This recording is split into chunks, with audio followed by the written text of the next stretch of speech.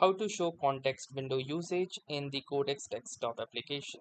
So hey guys, welcome to this tutorial. In this tutorial, I'll guide you how you can show or enable the context usage parameter that is shown in your Codex desktop application. So currently, as you can see, I have this chat right here, and within this chat, I have no way to determine how much context usage have I committed. So basically, to enable this setting, you will need to follow the simple steps. First, go to the settings at the bottom left corner of the screen, and then again hit the settings.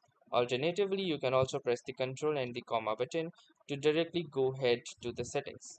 Now click onto this general option, and within general scroll down, and you will see this option under the composer that says show context window usage.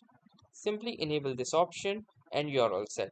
Now if I go back, you can see this tiny option right here, over which if I now scroll my arrow or cursor, I can see the context window, and I can see that 12% has been used out of and 88% is left, and I can also see the tokens used for this particular chat. So that was all for this tutorial. Thanks for watching and have a nice day.